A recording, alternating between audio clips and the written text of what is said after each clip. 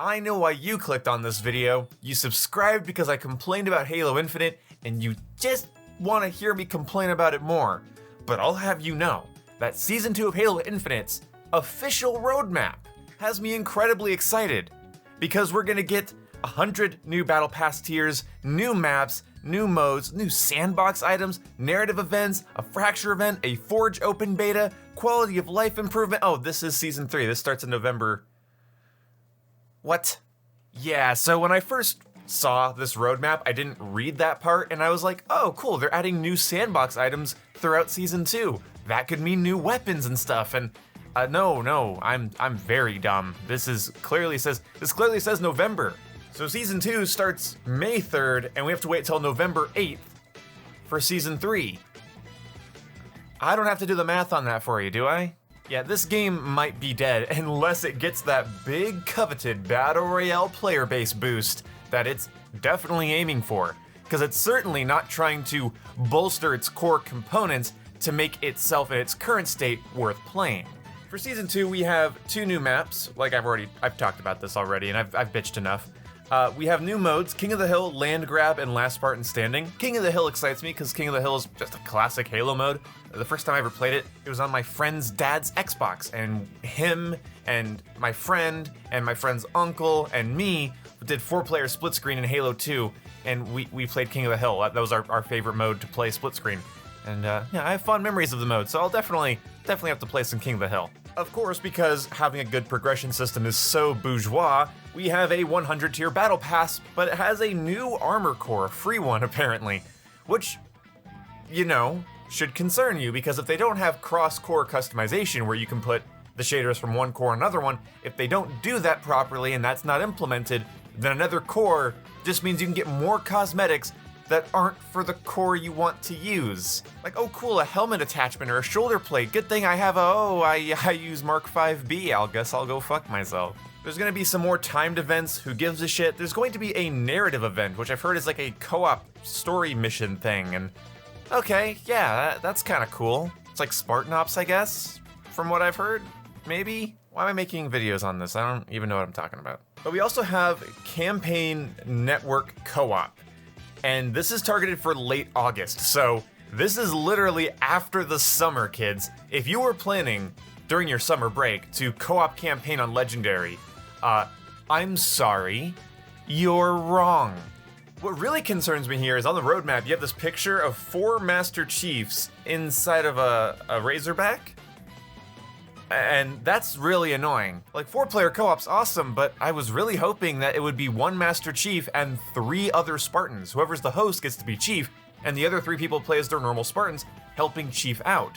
I was hoping maybe they could be incorporated in the cutscenes, or there could be some special dialogue where they talk about Chief and his squad of Spartans. It could change the whole narrative structure of the campaign, and you might say, well, that's a little ambitious, and I'm here to tell you, this is gonna come out almost a year after the game did?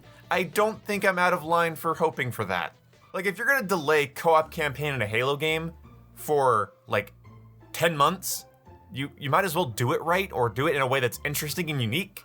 I know I'm just assuming a ton from one image, but if it's just 4 Chiefs and the campaign just plays the way it normally does, I'm gonna be pissed. There better be some rebalancing for co-op, there better be some things you can do, some modifiers. Like, I was really hoping that they were gonna do some big co-op thing where, like, 1 player could be Chief and the other 3 people could be Marines, which are much more squishy, and you have to kind of keep your friends safe and they can help you out from a distance, and I don't know, I was hoping they'd do cool shit, but why would I expect that? They want to make a Battle Royale! We're also getting campaign mission replay in late August, so you get to replay missions later. That's a big selling point. Quality of life improvements, go fuck yourself. Also, Forge open beta September target. September target, which probably means October release, but fuck, that's a long time to wait for an open beta for Forge. And what's really funny too is that for Season 3, it also says Forge open beta. And that's supposed to start in November. Who the fuck made this? I have seen some people, they're more respectful than I am. They're just way more positive. They're like, well, we could get some Battle Royale information, and this is disappointing, but it's just the start, guys. This is stupid. What is this? Who is minding the store? This is gonna bring me back for like a couple live streams, and then I'm probably gonna be done.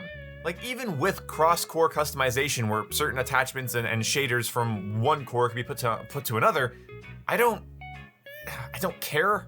Like, yeah, that'd be a great quality of life improvement, go fuck yourself, but, I don't know. It's just not enough to get me to grind the game anymore. Hey, and since these videos are so repetitive anyway, I might as well just say the thing I've been saying in like every one of these. Say the fuck what you want about Vanguard, but for the 5 fans of Vanguard's multiplayer, they are eating well compared to the 2 of Halo Infinite's. You know, this is one of those things where even though I love this franchise and it pains me to rant about it this way, I kinda hope it dies, crashes, and burns and the Halo franchise goes into this like fucking ether for 10 years, because they would get a nice revival when I'm in my 30s and maybe I'm a little less bitter about video games. I just kinda want this to backfire on Microsoft 343 and certain affinity. I recently have been told in my comment section that there's no such thing as a core fan base for Halo and that that's just a stupid idea. Well, yeah, while I agree there isn't like a set community when it comes to big AAA shooters that have millions of fans, but there is a core fan base, and what I mean by that is the fans of the core of the game. It's not that hard of a concept. I'm not talking about how, oh, well, there's real fans and fake fans. I'm saying there are people that give a shit about Forge, co-op, sandbox, interesting maps, weapon balance. They are core Halo nerds. They care about all that shit.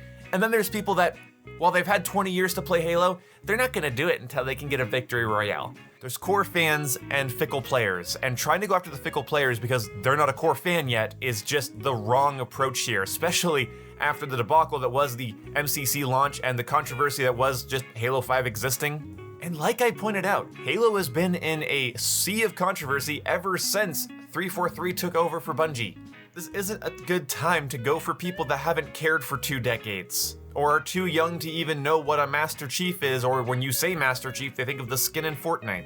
By botching the core game of Halo Infinite, you've made it so every time a YouTuber uploads a video, it's like this. And so every time somebody looks up Halo Infinite, they don't see, here's how you get good at Halo Infinite, here's the best weapon to use in Halo Infinite, here's the coolest maps in Halo Infinite, here's some funny moment compilations from Halo Infinite. No, they look up Halo Infinite and they get, here's why Halo Infinite is dying, here's why it's not worth your time, 343 completely fucked up, and it's a bunch of negativity.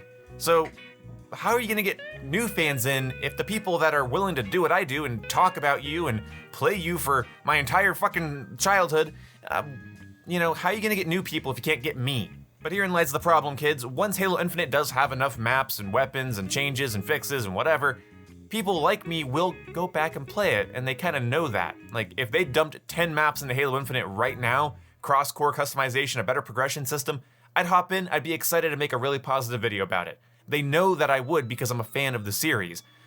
So they can jerk me around until I guess November, August, whatever, because I'm not a video game activist trying to rail against the man. I'm a Halo fan that's pissed that my product don't work. And so, yeah, I guess that's the end of this tangent. Are you guys getting sick of these Halo Infinite videos? Please let me know in the comment section below. Or if you want me to talk about something else related to Halo Infinite, please let me know.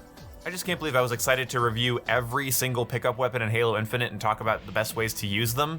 I did the Ravager, got bored of the game, and quit. I hate myself. Anyway, I'll see you when I see you guys. Goodbye.